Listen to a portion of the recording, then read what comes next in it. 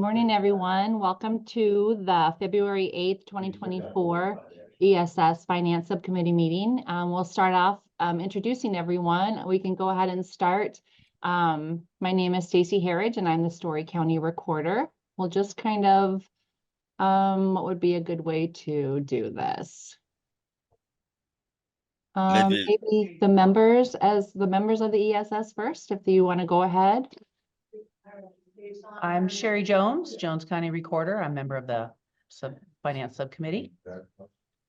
Go Hawks. Geraldine.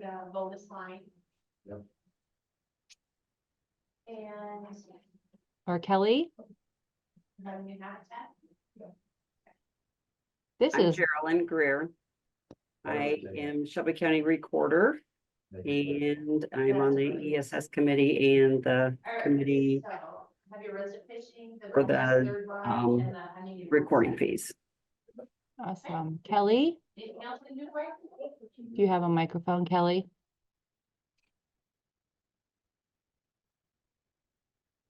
Well, Kelly Spees, Jefferson County Recorder. I don't think she can talk.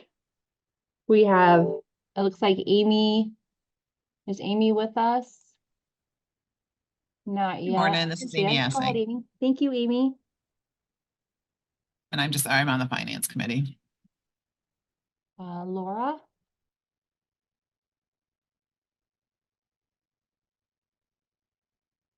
I'm not sure she was going to be able to be with us today. Okay, I do remember getting that. Lisa, do you want it? Lisa Kent?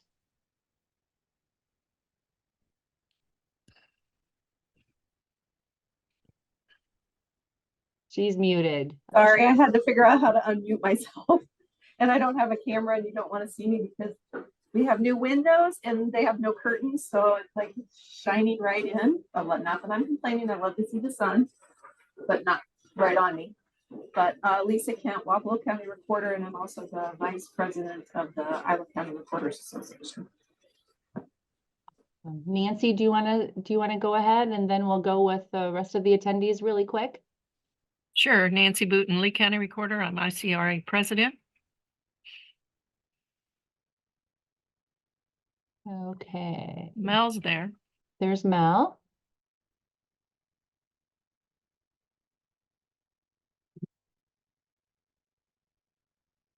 She's muted. Just unmute yourself.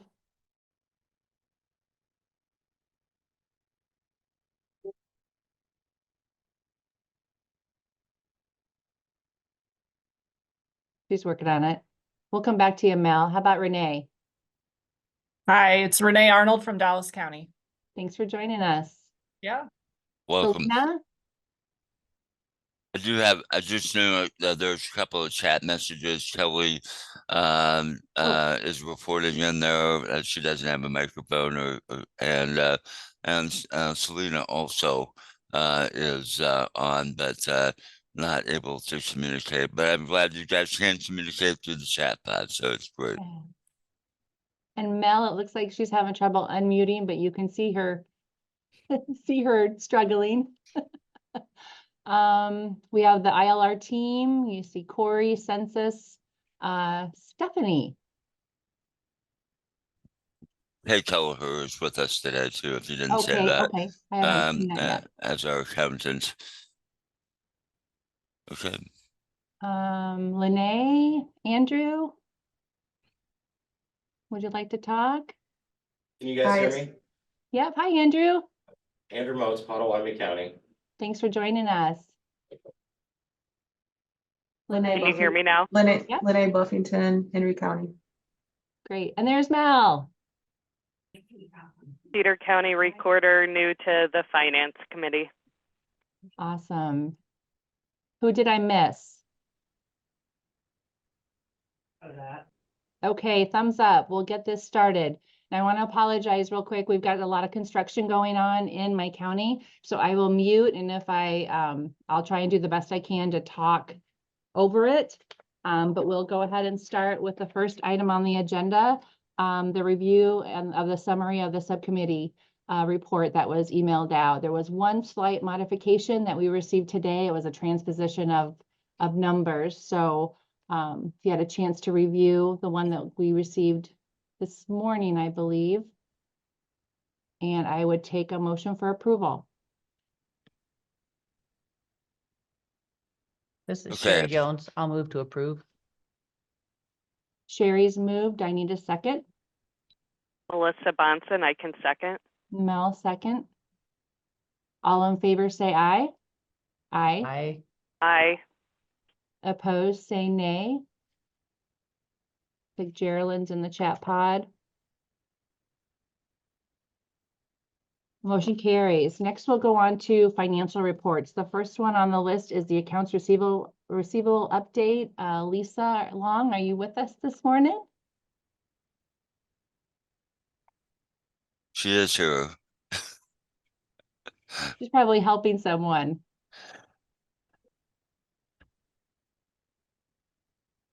We'll wait for Lisa to join us. That's fine to talk. You can see it on the screen.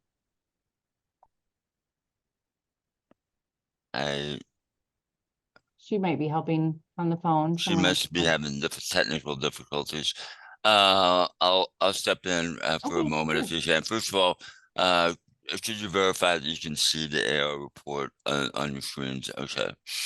So really, we don't have a lot to report as far as the AR.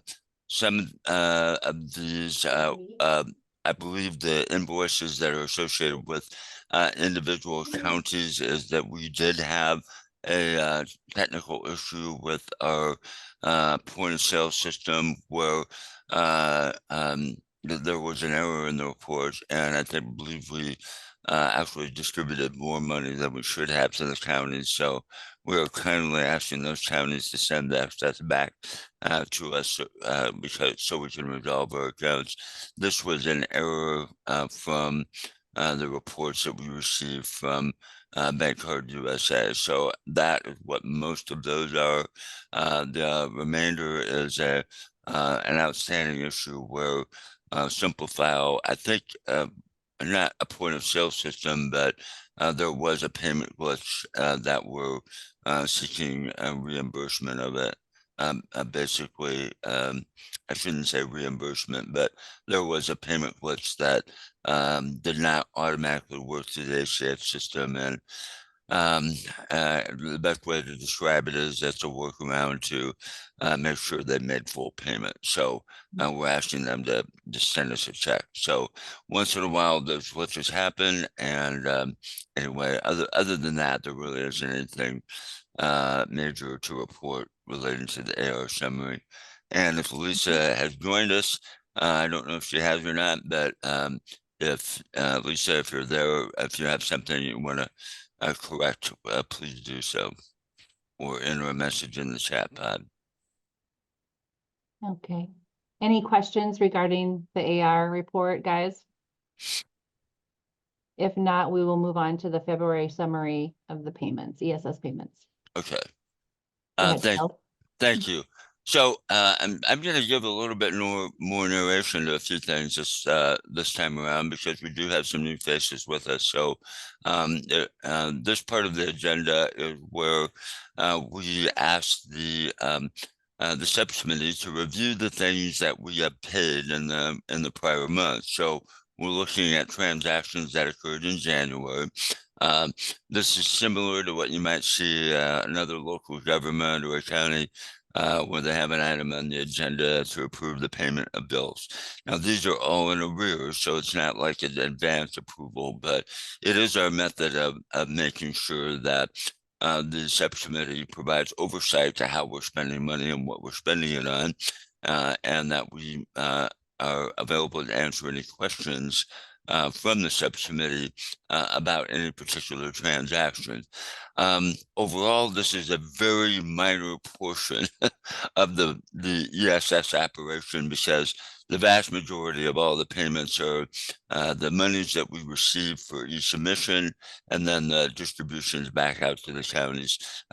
That's sort of an automated system, and it's not like there is a human interaction to approve or act of them. And And this is just a method, I guess you would say, to assure that things are being done right and that, nobody's committing fraud or doing things that they shouldn't do. And that's why we have this report every month. So the first part of the report is what we would refer to as the accounts payable table. And these are payments that we make from the bank, which is Bankers Trust, and we don't write checks. We do everything online. So we will initiate a payment and do it online. And basically, this is the way we pay those bills that are not paid with a credit card. So Avid Communications is a telephone system that is used by the ILR team. Lighted Solutions is our data center and hosting services out in Altoona for the overall Iowa land record system. Konica Minolta is the printer copier that is used by the ILR administrative team. Enterprise Iowa is me. These are fees associated with my services, but also the ILR team, the administrative team, primarily operates out of an office that I provide, and this is basically a rent payment, if you will, for that service. Oasis HR, both of those are related to the payment of payroll. And so we have members of our team. This includes our 3 developers and all the administrators of our administrative team. All of those team members are employees of ESS, literally employees of ESS. And then Iowa Mortgage Association, we have cut back on our education and outreach budget fairly significantly this year, but we've maintained our membership with the Iowa Mortgage Association as a part of our marketing and education and outreach plan. And I believe the Hardin County one is a distribution of monies from associated with the point of sale system, again, where there was an error in the ACH distribution, and this is our way of making good on the money that is due to that particular county. Not the typical situation, but it did happen. Then moving on, this is the credit card report. These are things, most of these things are things that are paid for online. In most cases, we can't pay for them in traditional ways. The vendor will only accept a credit card payment. And so we do actively use our credit card for ESS on a monthly basis. Again, we have typical things like Amazon Web Services, and that is for our backup system. Business publications is we do publish our meeting summaries there for public inspection. Adobe is for software that's used primarily by Kristen for communication activities. Zoom is part of our meeting activity, which we're participating in today. We do have a Dropbox account, and I would highlight that from the standpoint of it's an annual subscription, so this is not something that appears every month. Atlassian is associated with 2 primary bits of software that is used by our administrative team, but part of it is only used by our development team. This first one that's labeled Bitbucket is related to software development. It's sort of a kind of a clearinghouse to save their code while it's being worked on. Microsoft is for the use of Office 365. QuickBooks is basically, this is a hosting service that we pay for through Intuit. We do not operate our accounting system in equipment in the office. It is entirely in the cloud, and this is associated with that. Duo Security is associated with the operation of our firewall. I would point out that once we have completed our conversion to the hosted or the managed firewall service, this expense is going to go away. We used to pay an annual subscription. We converted it to a monthly subscription so that when we do the conversion, we can basically eliminate this as a cost. AIT is the domain registrar for Chorus.com, and those fees are paid on an annual basis. The other Atlassian expense is called Jira, and that is where we do our planning. This is how we manage the project. It's also how the staff reports its HR time on, basically we pay on a bi-weekly basis, and this is how we keep track of our time. MailChimp is the main email platform that we use for marketing and communications. Right Networks is associated with the central or hosted accounting system. This particular add-on to that allows us to use Microsoft Excel and other similar applications on the remote desktop while we're in the accounting system. It's just much easier to do that than it is to try and download something, then work on Excel on our desktop, and then send it back to the hosted environment. It is just a necessary thing if you're going to work in the cloud. The Intuit expense, we have an enterprise class accounting software with QuickBooks. It's not your off-the-shelf small business software. We do thousands and thousands of transactions, and it just needs to be more robust. And that is not an inexpensive software. So this is the annual subscription associated with the use of the QuickBooks software. The affidavit of publication, again, is associated with our use of the business record is where we publish our official notices. Just going back up to the top, I did highlight the expense for Amazon Web Services because we actually budgeted more for that, and thanks to Kelly, we're doing some fine tuning on how we use that. So our expense associated with our backup service actually is less than we budgeted for. And so we're doing our best to try and manage that expense, primarily because we do have a tight budget. I highlighted the top one, which is a payment or a bill from All Covered, which we are discontinuing that service. And we are challenging this charge, just so you know, because at the end of December, we transitioned away from those services to a company called Iowa Solutions located here in Des Moines. And apparently their billing system hasn't quite caught up with that fact. So we're in the process of working with them to basically have that credited back to our account. Oh, and that was a lot more words than I usually use on the payment reports, but hopefully that was helpful to everybody that's new. And I would be happy to answer any questions.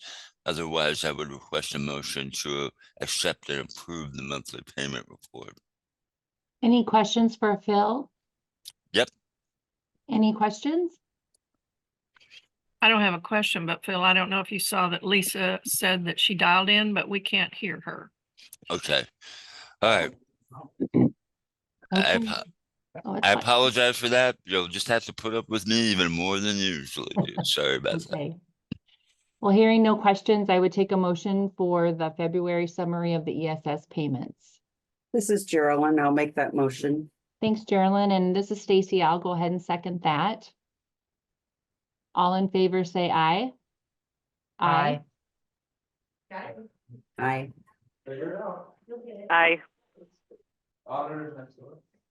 Opposed, nay. Motion carries. Okay, Phil, we'll go on to the Fund 255 with payroll and let you Okay. have the mic back. Okay. So I just want to note that Kelly did vote in the chat pod as well. So on the previous motion. Then the next thing that's on the agenda is a reimbursement invoice with the state treasurer's office. And the way the funding works for ESS, one component of funding for ESS and Iowa Land Records is the $1 fee that is charged to every document that is recorded. Those funds are then transferred to an account in the state treasurer's office. And then in order to use those funds, we submit an invoice to the state treasurer seeking reimbursement for a particular expense. This has changed over time, but our pattern in recent years is that we focus on the use of the payroll for the ESS staff as the basis for a reimbursement. So what happens is we prepare a reimbursement invoice, which is what you're looking at now. This month, it's in the amount of $40,533. Okay, why is it that amount? If you look at the next pages, you can see that the payroll for all of the staff for the two periods, one was for $28,172 and change, and the other one was for $27,809 and change. And obviously that is more than $40,553. So the arrangement that we're working on right now with the state treasurer's office, at the end of last year, we had a meeting with the key staff in the treasurer's office to talk about how we were going to do things going forward. Part of that was just because they had new staff people there that needed to be oriented toward what this thing is all about. We do not generate enough income, especially in recent years, in recent months especially, to pay for all of the payroll. And we need to be able to have some sort of a predictable way to draw down funds rather than trying to accumulate a bunch of individual smaller invoices. So the arrangement right now, which the treasurer's office has endorsed, is that we are drawing down funds in the amount of how much income we earned in the account in the prior month. Now, if income increases, that may change, but for the foreseeable future, I would anticipate that we're still going to be in a situation where payroll expenses are going to exceed income in Fund 255. So we're just trying to stick with a manageable amount. And when I get to the financial report for Fund 255, you'll see that income from Fund 255 in the prior period was $40,553. And this way we can sort of predictably draw down funds to pay for ESS expenses without making the math too complicated.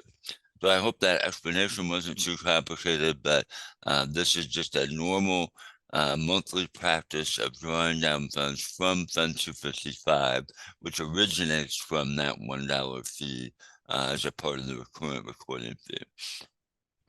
Any questions about that? We would request a motion to approve. Any questions for Phil? Hearing none, I would take a motion for approval.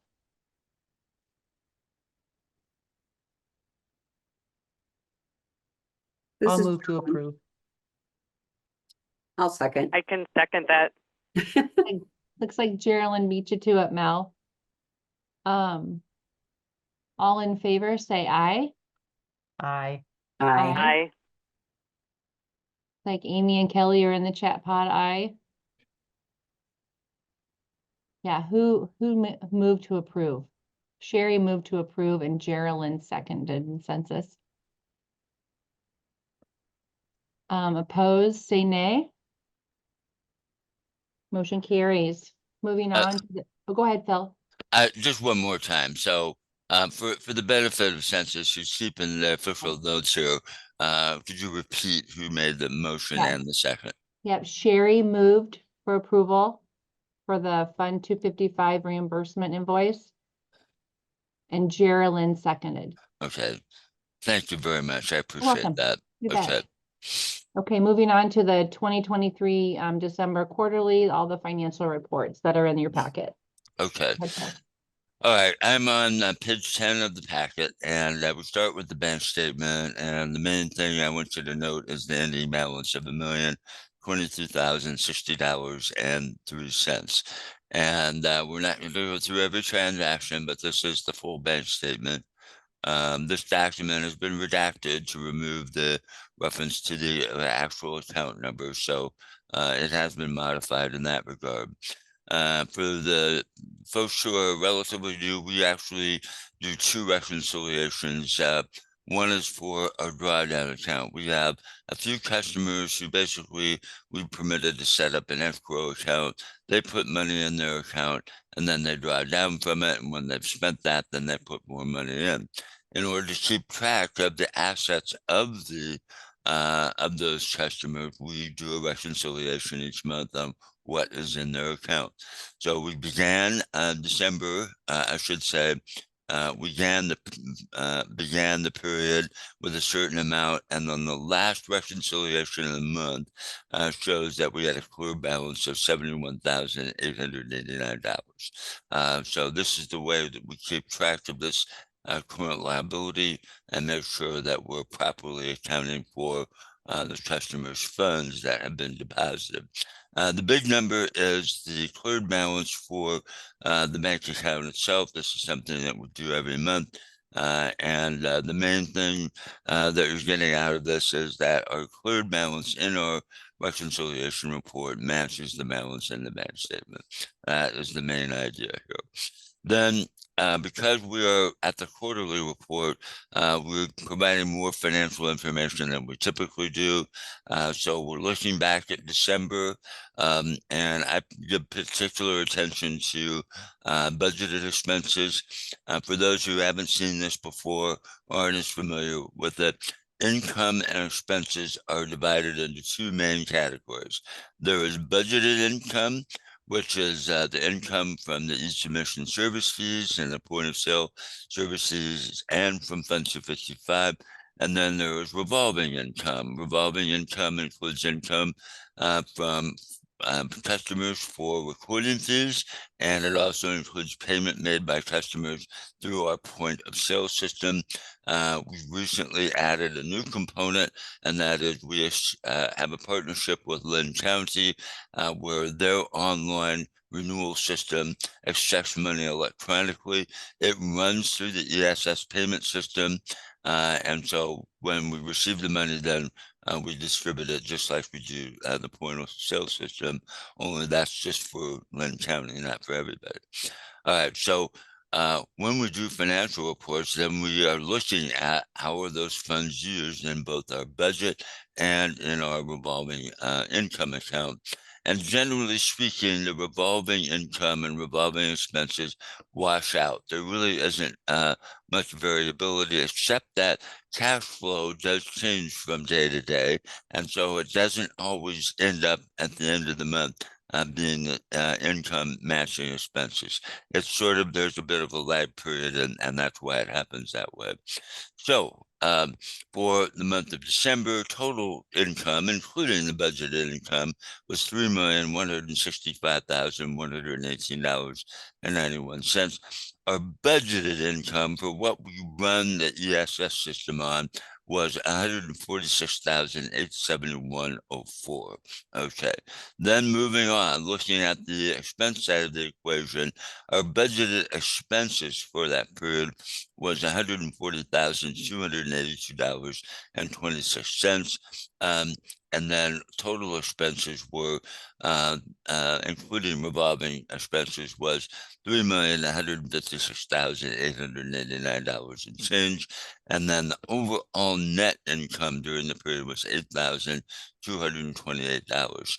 There's not a separate report on it this month, but basically the conclusion that you reach is, okay, budgeted income was $146,000. And expenses were $140,000. So we have net budgeted income for the month. Then, because this is a quarterly statement, we run through the same thing. Budgeted income for the period was 378,941 and change, and budgeted expenses for the period was 351,417. That would produce some budgeted net income. Overall net income during the period was $19,238.17. There are months that we have negative net income, and that is primarily due to the ebbs and flows of cash flow in the ACH system. So pretty much across the board for the quarter, particularly as we entered the last quarter, where we did some belt tightening in our budgeted activities, we're about where we expected to be. Then looking at the entire year, I'm going to give you more reports than you really wanted or needed, but wanted to show you kind of where we ended up. So in the budgeted income, this is for all of calendar year 2023. Again, this is budgeted only, not revolving. We had income of $748,989 and change. And then looking on the expense side, we had budget expenses of $1,779,444. And as predicted, we ended up with a negative budgeted income of $30,455. This is something that we discussed at some length at our November meeting when we modified the budget and did some of the belt tightening. We, even though we did quite a bit of belt tightening during the last quarter, especially, income just was not enough to keep up with it.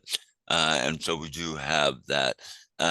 We projected when we had that November meeting that we would be about $20,000 under, but we also knew that we had two outstanding expenses that had not shown up in the financial reports yet, and that was associated with the expense of forward file redaction services. We had not at that point received the bills from CSI, which is now owned by Tyler Technologies. So I would say to the subcommittee that we ended up where we thought we were going to end up after we had made all those adjustments. And the main reason for the negative number is just that we had a drop of in income, and it was so late in the year. We did make as many adjustments as we could, but it just wasn't enough. Adjustments have been made in the budget for calendar year 2024 so that we will have net income. And this is just a reality of where we ended up. So that is essentially the final report for 2023 as far as our budgeted account. Then some of you would be familiar with this, but just to make sure we have a handle on the budget, I basically keep a rolling budget, my own spreadsheet, and if any of you are interested in the details about what did we spend on a particular item in a particular month, we can answer those questions. But the net result is the same, still the 30,000 negative for the year, and so. Finally, the last set of information I want to share with you is that for those of you who have been through the drill before, 2023 was a bit of a challenge this year because we had to change our accounting file mid-year, basically back in May. And so we actually, when we go through the audit this year, we're going to be auditing one file that was in the period of January through May of 2023. And then the rest of the new file is going to be for the period of June through December.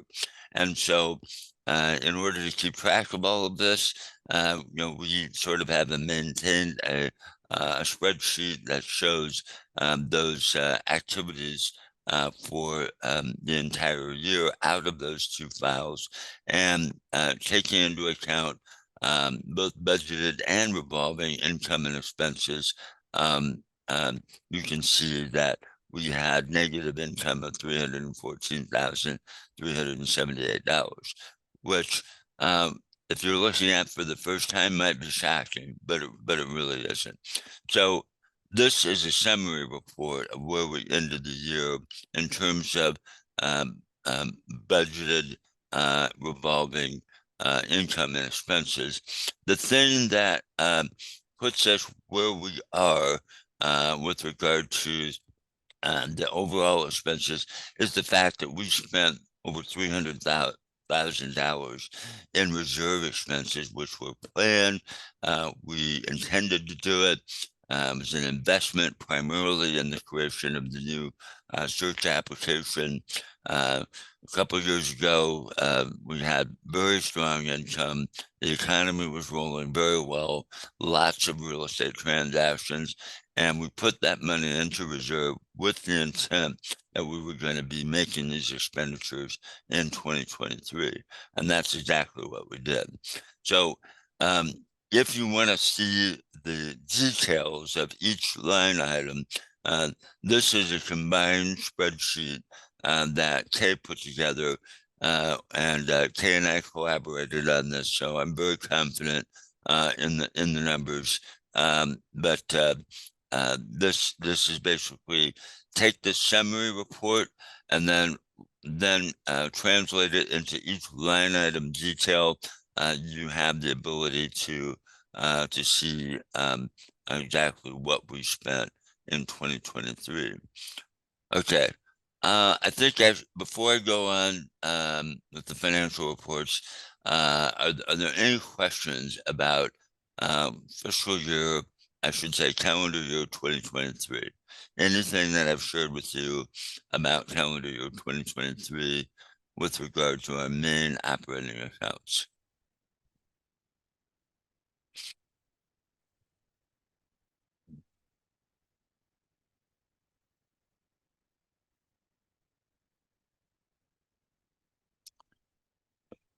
All right, I'm going to proceed. I would just extend the offer to any of our guests here today who don't hear this on a monthly basis, that if you do have any specific questions about any particular line item, please don't hesitate to reach out to me or Kay or Lisa. We will be glad to answer any questions that you have. So continuing on, the balance sheet for 2023 shows total assets and liabilities of $2,421,315.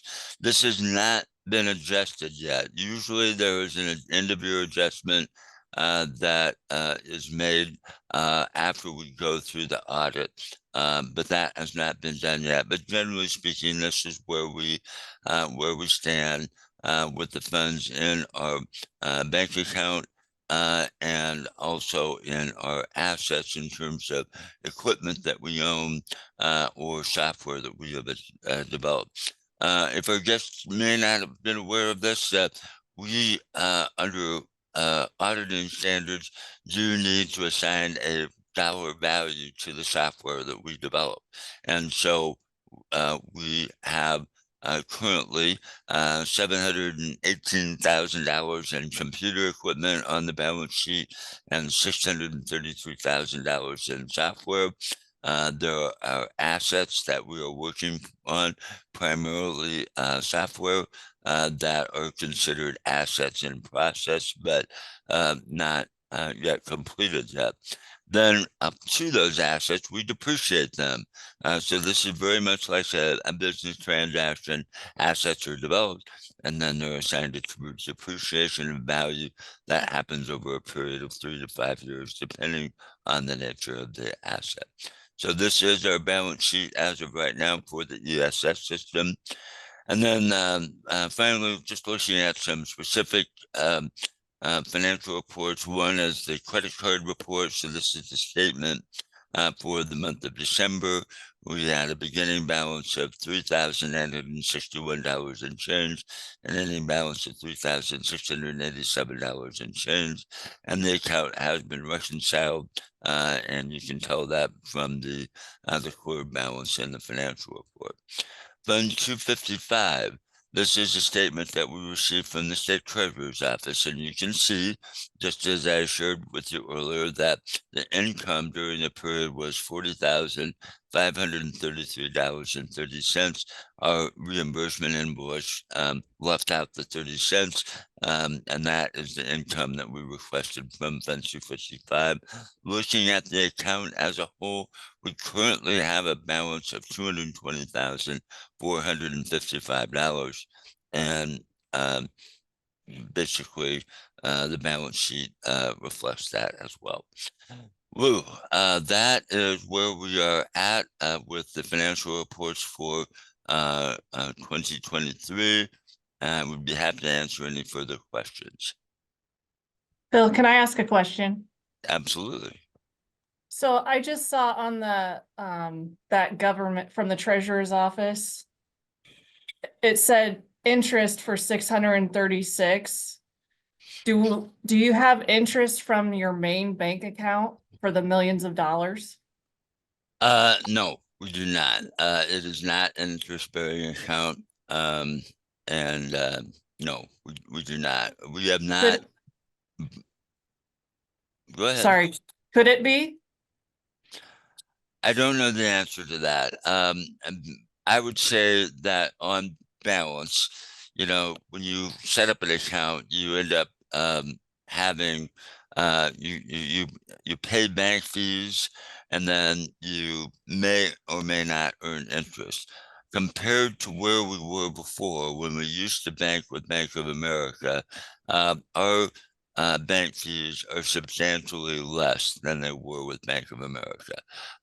So from my perspective, we are financially ahead of where we were on a month-to-month basis because we switched banks. Anytime you get into the discussion about interest-bearing activity, it's usually going to be balanced with some sort of a fee structure that you're paying as well. And in my judgment, because we're primarily using this as a revolving account, I am not sure that that there would be sufficient benefit to go through that math. So it's something that we could. I'm not saying no. I'm not saying it's a terrible idea.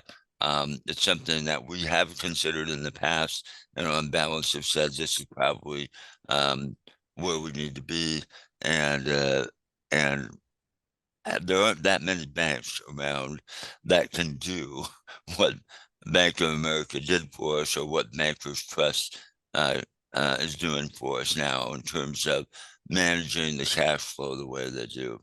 I think if it would be the desire of the subcommittee, we could certainly revisit that. We have ongoing discussions with our bankers, so it would not be unreasonable for us to raise that question with them again. Part of it as well, why do you maintain the cash balance that you do in the account? So we have certain reserve accounts that we've set up. So we currently had a little over $400,000 in our software development and equipment maintenance reserve, but our operating account, and this is on an accrual basis, but our operating account roughly has over $1 million. Our actual daily cash balance is less than that if you're just looking at the cash number. But we have to maintain that high of a balance, because on any given day, our distribution to the counties could be $700,000 or more. And it really does happen that way. And so our receipts from the ACH system are usually 2 to 3 days behind. So to make sure, I don't ever want to be in a position where we say, sorry, counties, we don't have the money to distribute today. In order to maintain that cash flow, we have a higher balance. So I I positively accept the suggestion to go back and revisit the issue of whether or not it would be meaningful to have an interest-bearing account. We'll So take a the look at it. interest, sorry. Go ahead. So the interest that you get from the treasurer's office, is that that's their account, but they're giving us the interest? Yes. Yes. Yep, they're managing that. We don't have anything to do with that. We don't make any investment decisions. It's just something the state of Iowa does. Okay. I guess, yeah, I would suggest looking into that.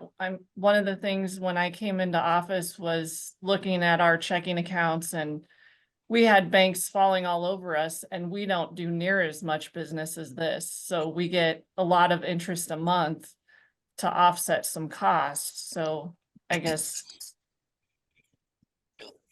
I think the only thing I would repeat is we do, we are in the position where we're the ones asking, not, being competitive and saying, hey, look, we got this big bank account, because most financial institutions are not able to manage cash flows that we have.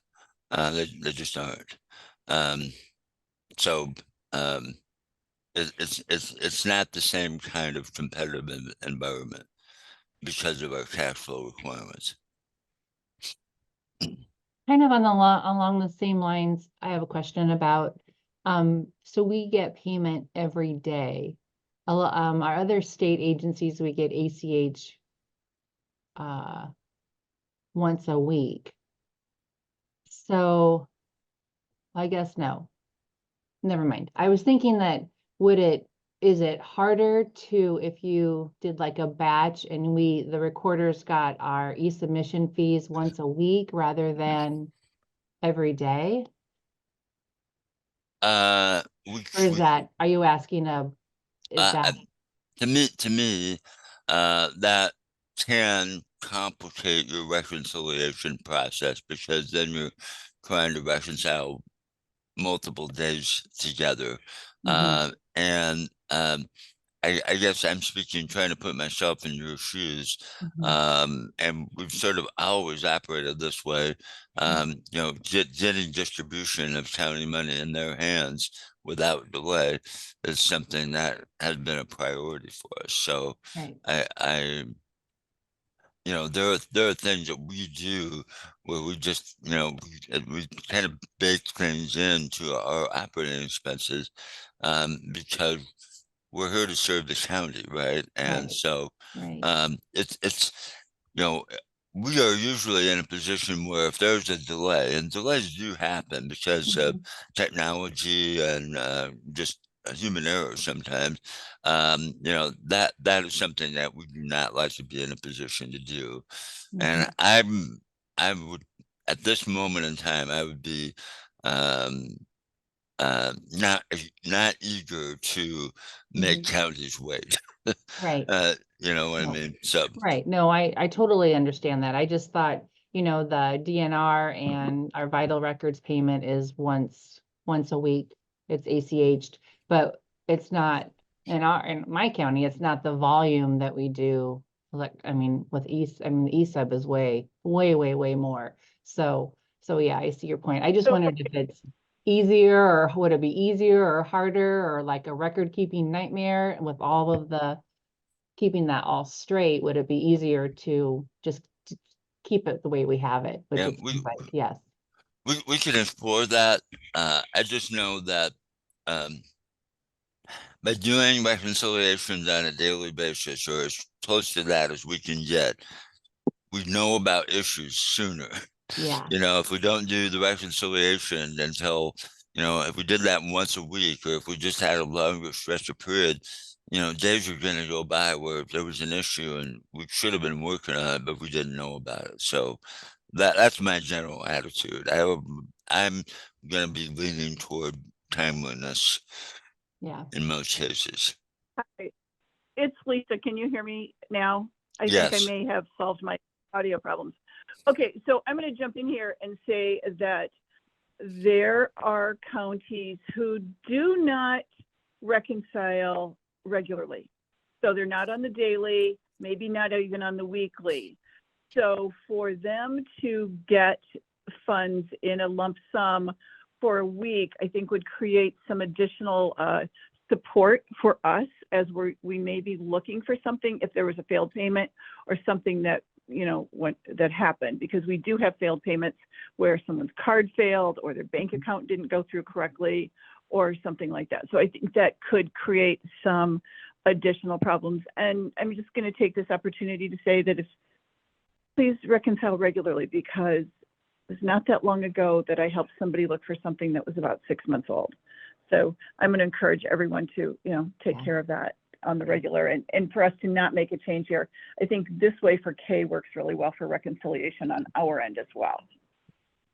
Well, I would echo that. I like the daily, and it looks like Sherry also commented, I like the daily reconciliation.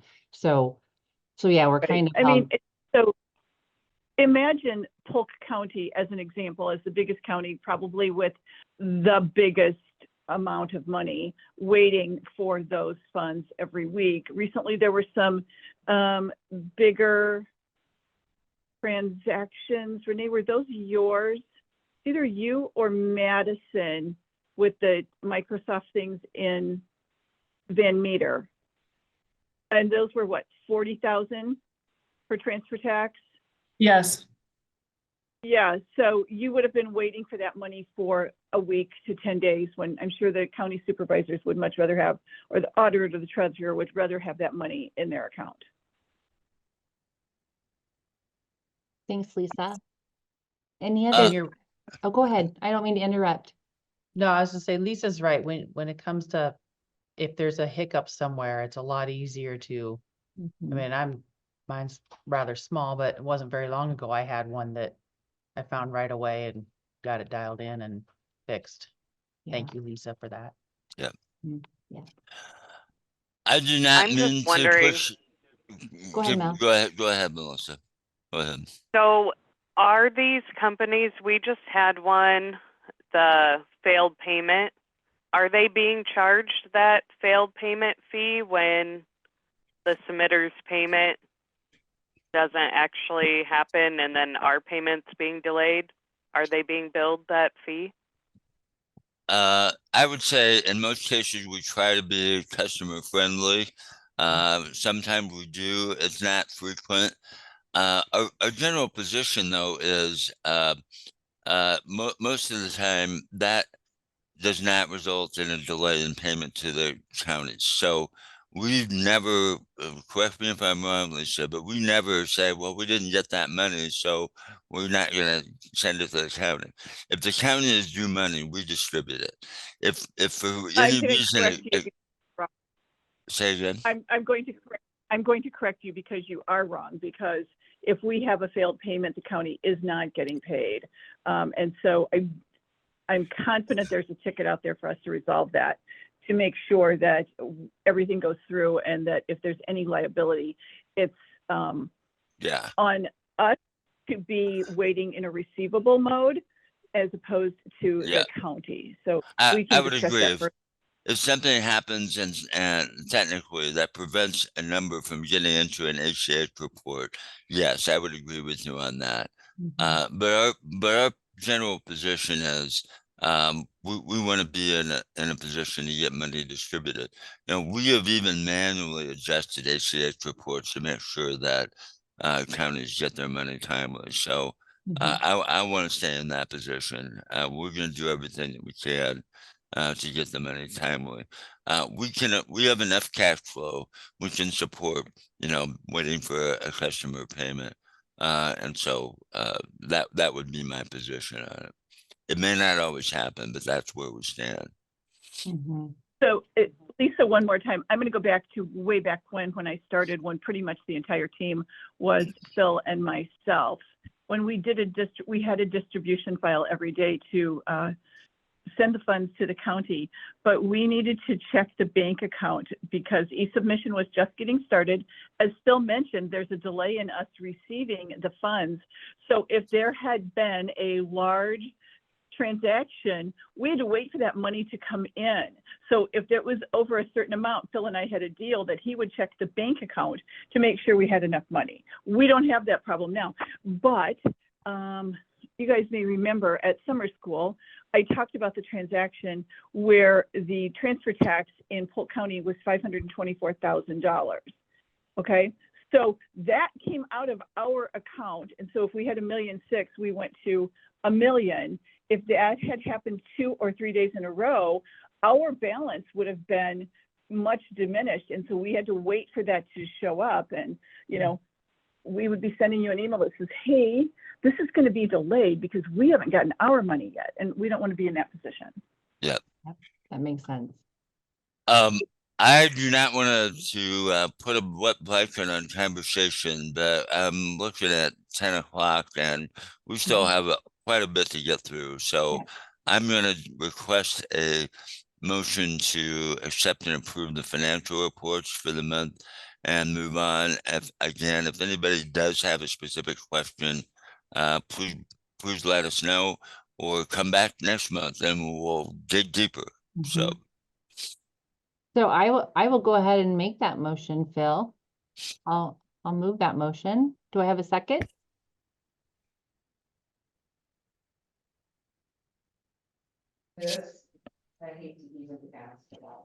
This is Sherry. I'll second. Thanks, Sherry. Steve's mom. gave All her in favor, this say aye. Aye. four-wheeler, Aye. Aye. Aye. Opposed, say nay. and so Like it's Kelly and gonna Amy put in voted there. aye in the chat pod. Motion carried. Let's go on to, do you want to do the budget amendment now, Phil? I do. Okay, thank you. Okay, so what you should see on your screen is what I would represent as a proposed budget amendment. Just to remind the committee or subcommittee that you and the full ESS committee did review the 2024 budget back at your November meeting. Everything that is before you that is sort of in the blue color or the blue background is what was approved in the budget. Anything and experienced members know this is how we do it. Anything that is in the sort of the burnt orange color in the month of January would represent what the actual number was. So I would consider that to be in the category of converting from budget to actual. You'll notice that there are a couple of items sort of in the darker yellow color related to legal fees and government relations. Well, at the time we did this report, we had not received those bills yet. I do expect those numbers to hold, but we just at the time did not have that information. So anything in this sort of the darker yellow, it's something that is still pending and we have not taken any action on it as of yet. So generally speaking, I am not making huge changes in the overall budget. I have not changed estimated income. That pretty much is as it is, except for the adjustment of January from budget to actual. I am making some recommendations for a few changes for the budget on the expense side of the equation, and I will review those now. So the first change that appears is a change of the estimated cost of the audit to $11,200. Recent information from our auditor indicates that we're going to have some additional complexity in our audit this year relating to certain calculations. That it's apparently a new rule that we're going to have to deal with, and their estimate for conducting the audit this year, which includes the funds necessary to pay for the Iowa County Recorders Association 990 return preparation is included in this. So is a known estimated increase in cost for something that would be not just insignificant, it's a material change.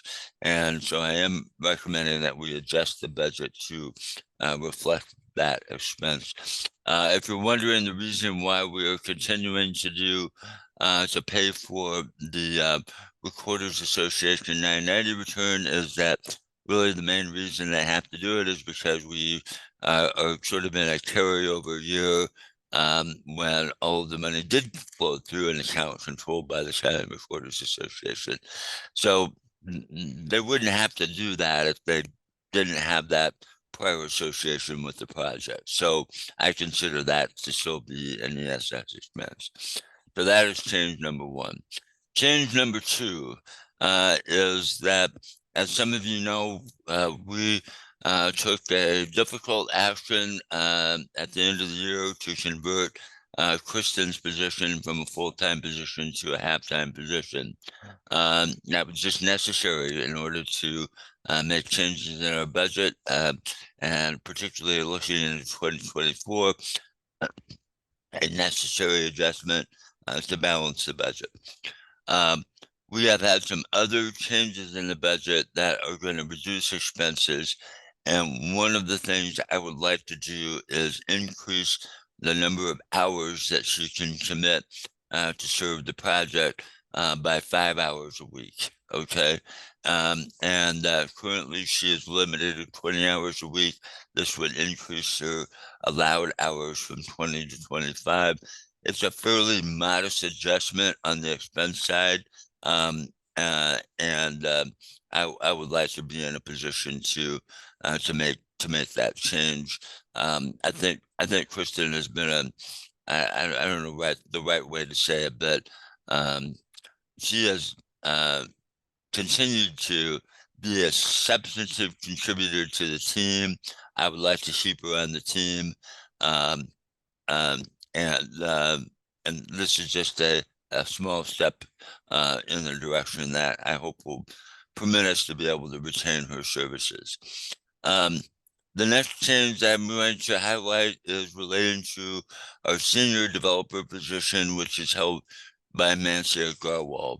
Mansi's been with us for a number of years, and she's been a very valuable member of the team.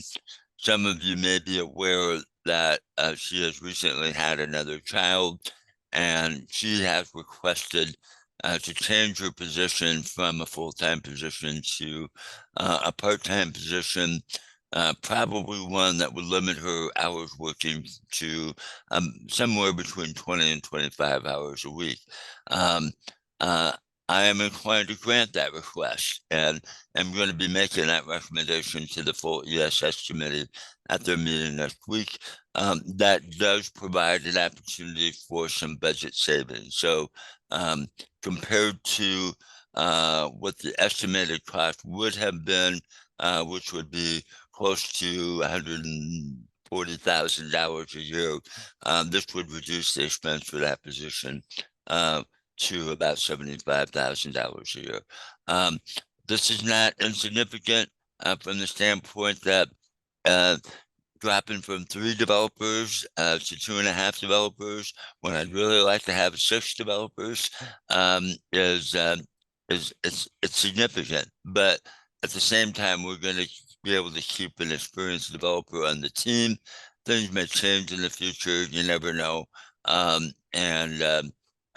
We really do not have the bandwidth to onboard another developer right now. So I am making the recommendation to accept her switch to a half-time position, basically. This is not something that management initiated. This is something that Nancy came to us and said, hey, I need to make a change. So this would allow us to have some opportunity to make an adjustment. Probably the most significant change in the budget is that at the December meeting of the ESS Coordinating Committee, recommendation was made, and they accepted to begin to convert our software system from equipment that we own and control and manage and maintain ourselves to a hosted managed service. We would continue to work with Light Edge and Altoona, and that recommendation was approved. And what that means is that capital expenditures that otherwise would have had to have been made now become a monthly expense.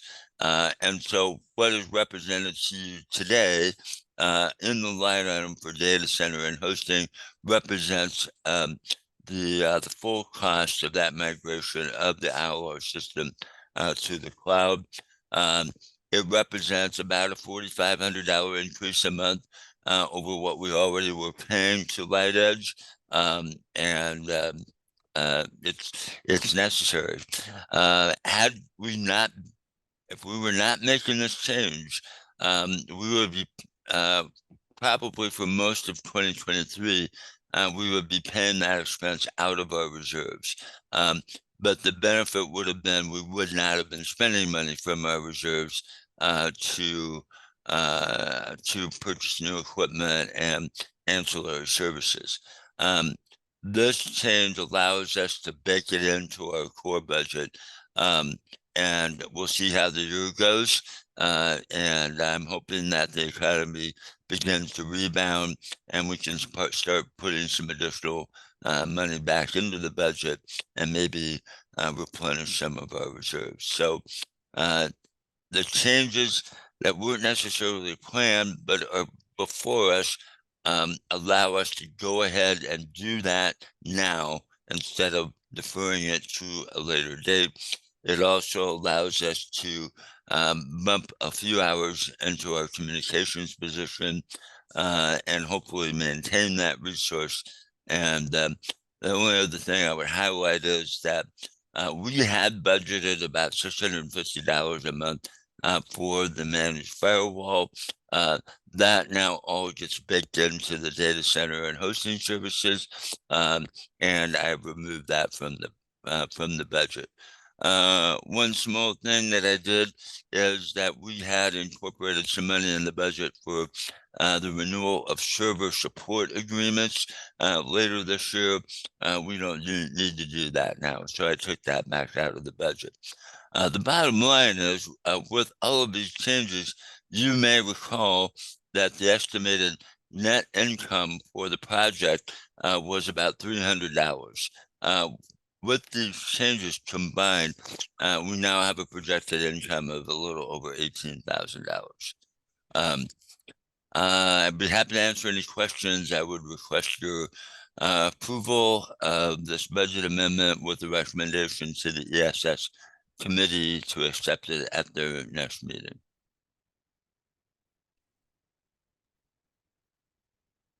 Any questions for Phil? You did a great job explaining it, in my view. And a lot of this is what we've been talking about for the past couple of months as well. You know, that's great that Muncie can, if approved, that she can go to part-time and also give some more hours to Kristen. So anybody have questions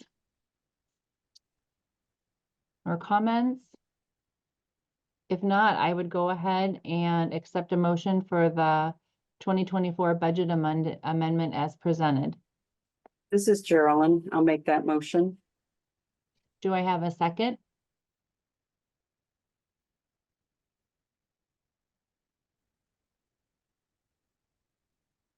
This is Mel. I can second. Thank you, Mel. All in favor, say aye. Aye. Aye. I guess we'll have to. Kelly and Amy in the chat pod, aye. Opposed, say nay. Motion carries. We'll move on to the, do you want to do the metrics first? Phil? Okay, yes. Okay. So you might want to mute someone. Thank you. So this does relate to the metrics, but it primarily is about the maintenance credits. So I'll just go quickly back up to the budget and say that the budget that was approved provided a total credit amount for the maintenance credits in the amount of $115,000. This is a reduction from 2023, one of the difficult decisions that was made in constructing the 2024 budget.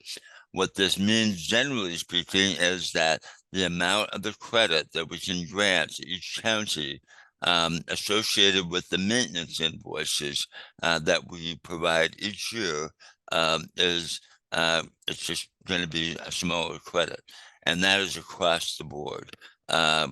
Nobody is really going to be in a position to be maintained whole, except for one county who has their own in-house system, and they're just getting the minimum amount is what they're going to be getting. For a number of years, we've been able to provide assurances that everybody's going to get whole. You'll get no less than last year. And that just has to be off the table this year because the math just doesn't support it. So the question is, how are we going to do that? And the way that is working is that we have followed a formula based on the proportion of e-submission documents in each county. So if you look at the metrics for e-submission, we actually saw, even though overall recording is down, e-submission activity has gone up proportionately to 62%. Last year, we were at just under 60% in terms of the overall statewide average e-submission ratio. So the way the formula works is that you look at the basically you set a benchmark of what the state average would be using $115,000, and then you divide that up equally. And then if you are a county that has had a higher proportion of e-submission, you get more. If you're a county that has less than the statewide average, you get less. And so the formula just works the way it is. Once you've done that, which we did, the formula as operating would provide for the distribution of $103,000 and $761 across the 99 counties. That doesn't quite match up to $115,000. So just to make sure that we're using the full amount of the money for the cost share credits, we rounded and came up with $110 as the amount to be added to each county's distribution. And so what you have here in the far right-hand column are the amounts of the credit that you would receive for 2024. So when the invoices are issued, which will probably occur in mid-May this year, these counties will get a credit amount. So the amount of the invoice will be deducted by the amount specified in the last column. And the cover memo is there just to explain the methodology and what has happened and the basis for the recommendation. This is what it is based on the budget that was approved by the ESS Coordinating Committee. I'd be happy to answer any questions, and would ask you to advance recommendation to approve to the committee when they meet next week. Any questions for Phil? If not, I will go ahead and make that motion for the assignment of credits for e-submission. Amy, it looks like in the chat pod, second. All in favor, say aye. Aye. Aye. Aye. Sherry and Amy, aye in the chat pod. Opposed, nay. Motion carried. And before we go on, Phil, I do want to make it looks like Mel was having some trouble with her keyboard. She says, for the next meeting, can you explore the possibility of gaining interest for our sub-accounts that carry large balances, like redaction, equipment maintenance funds, etc. I've been on ESS coordinating committee for a long time. ESS Finance is new for me, and I can back up the fees that we were previously charged, and we are not currently incurring the fees like we were. But I think looking at gaining interest is something that we can responsibly do just to see. So I will be happy to explore that. I would just repeat, this is not something that we just overlooked. We have talked to our financial institutions before. I don't remember all the details of it, but I absolutely commit to reviewing this again with Bankers Trust in particularly. But I don't want to raise false hope either. right. So we will do that. I'll be happy to report back to you at the next meeting. She says, thank you. I do understand and appreciate you exploring it. And it looks like Kelly did say aye to the last motion as well. Okay, So thank motion you. carried. So, okay, we can move on to, does everyone need to stretch? Okay, Go I'm ahead.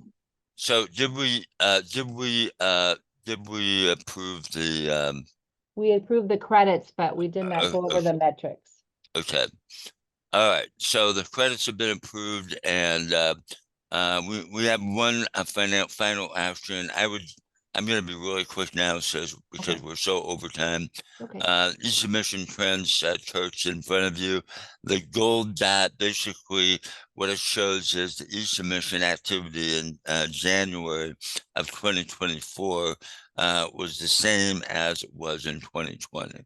That's sort of where the chart shows. So the good news is we're above 2019 and we're above 2023, but it's not gangbusters. So we'll continue to monitor the activity, but you know, we are not out of the woods yet. I would just share with you that a quick update on the ESS system changes that we are actively in the process of making the migration to the cloud. We anticipate that it will be completed by the end of this month. The other update I would give you is that we have completed a transition away from our previous vendor, All Covered, and we are actively working with Iowa Solutions. And so far, I would give them very high marks.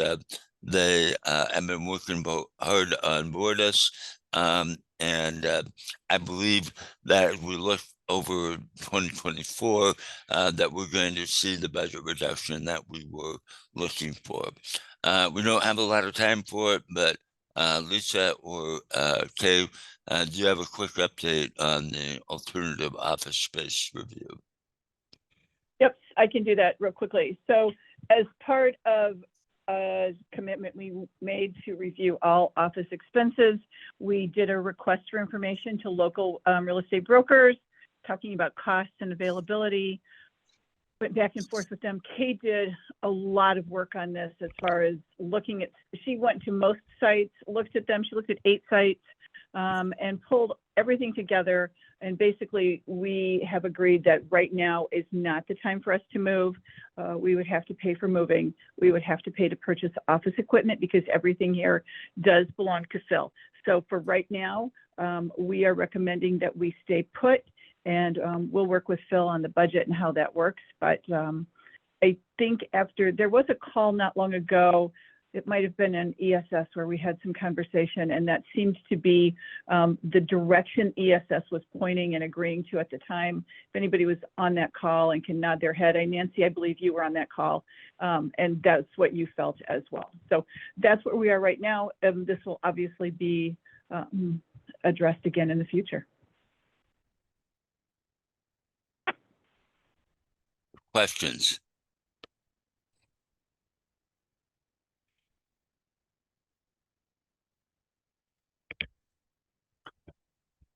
Okay, so I'm going to move on, and then we do have one.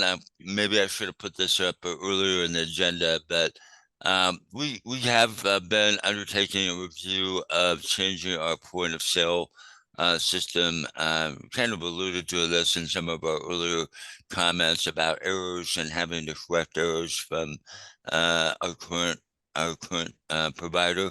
And I would just say, generally speaking, that, you know, the frequency of those issues seem to have been steadily going up.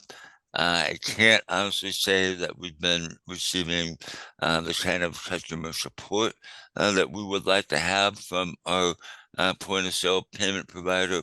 And we are looking at you know, a lot of the equipment coming to the end of its useful life and will be facing expenses associated with the replacement of that equipment. And we really haven't received any indication from our current provider that we would get any help on that.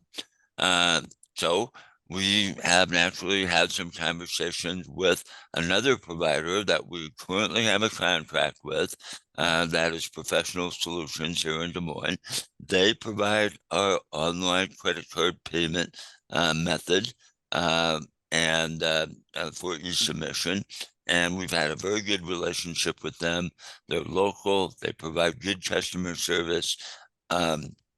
And initially at the end of the year, we approached them and said, you know, first of all, we'd like to ask you to help us evaluate what our costs are for the point of sale system, and then ask if you feel like we're being appropriately charged. And it was sort of a consulting discussion, and that one thing led to another. And we said, you know, would you be able to provide this service for us in lieu of our current service provider? And without going into every detail, the answer to that was yes. They did actually bid for the point of sale service when we did the RFP a few years ago, and they just ended up being edged out by our current provider. But you know, we liked them and we selected them through the competitive process for our e-submission service. So in the course of the discussion, we've asked them to provide us with information about, you know, would they be able to provide the necessary reports to us? You know, how would we do the reconciliation process? And then also, what are we going to do about the acquisition of point of sale equipment? And, you know, the answer is that they would have indicated they would be able to do everything we needed them to do in a manner similar to the way we're doing it today, as far as reporting and distribution of funds. And in addition to that, they are prepared to provide each of our participating counties with at least one device at no additional cost. The devices that have been presented to us, some of our counties are currently using right now because the old Verifone devices that have been used are being retired. And so this is a generally accepted device and would not really have any cost for most of the participating counties. And we're kind of thinking this is probably a good idea. What I have in front of you today is a draft of an amendment to our current merchant agreement with PSFS, or otherwise known as NCMIC. This is not a final version. I am still in discussions with them.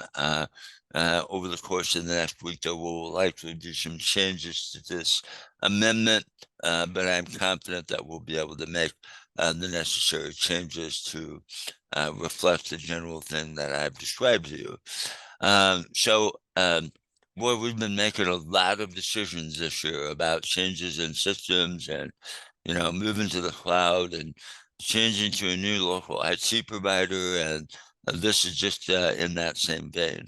I think one thing that the budget constraint really was an impetus for was just to look at everything. Okay, what do we need to change? Where can we save money? Where can we get better service?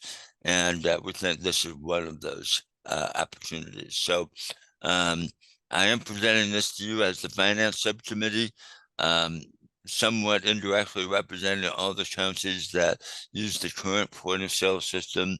I would be interested in your reaction to this. And if you have an opinion, to share that in a form that I can share with the full ESS committee at their meeting next week. I'll be quiet, and then we'll adjourn when this is done. Comments?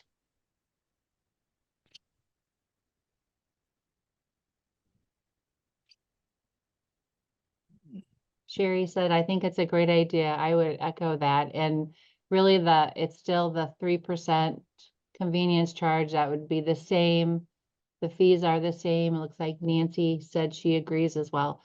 If it's all the same and it's, I was looking at we can tap. It looks like there's like Apple Pay, Samsung Pay, Visa Pay. With all these kids that come in for getting married, what's a check? Or I think this is good. Probably better service. So That's where I was going, Stacy, is I think you'll find their customer service is terrific. They're in Clive. They're, for reference, they're located close to Des Moines Golf. So we've never had any problems with their customer service. great to hear, Lisa. And it looks like Mel said, I agree. If there's no additional cost to customers, the customer service is worth it. So anyone else want to chime in or in the chat? Yeah, I've got a quick question. Sure. Currently, if you tap to pay on the current card reader, it doesn't charge the transaction fee. On the new one, is there a way to guarantee that so we're not losing money there? I'm going to repeat the question just to make sure I heard it correctly, but generally, is the surcharge going to be handled the same way? That is, would it be automatically calculated? Did I understand that right? No, Phil, Um, that was not the question. The okay. question was, if you tap now to pay, so you're tapping your card, is that where you're going, Andrew? Yes. Oh, Okay, you're not charged the fee. We'll address that. Yeah. Okay, that'd be great. Yes. Andrew, do you have the newer one of these that are like the 2 models that were in the packet? Do you have one of those now? No, we have the older one, but they have the tap to pay functionality. Oh, But if you tap the card, it doesn't charge the convenience fee. So that fee comes back to us, and we've mistakenly done it a couple times. gotcha. So it'd be nice on the new ones if we could guarantee that the customer Right. had that fee. Good. That's great. Any other comments? Thank you. I would thank you for clarifying the question, and we will definitely get an answer to that before we finalize anything. Sherry said her new one does charge the fee. And Geraldine said we've never had issues, but if others have, then I agree it's a good idea. So We have the Z8 Tricom we had to replace over the summer, and it took a little getting used to, but it's pretty slick. A lot of times we still just put the card in, so we get their signature versus tapping, because we're still checking IDs with the card too, just to safety type of a deal. But we've had a few taps that the charge does come up and it's okay. great. Great. Okay. Thank you. Thank you. Any other comments? Hearing none, I would go ahead and be open for a motion to review the POS system. This is Geraldine. I'll make the motion. Thanks, Geraldine. Do I have a second? Amy, second. All in favor say aye. Aye. Aye. Amy and Kelly, aye in the chat pod. Opposed, nay. Motion carries. Thank you very much, everybody, for your patience. I'm not going to give an update on the recording fees and modernization update, except to say that we did have a good advocacy meeting yesterday. The recording was made.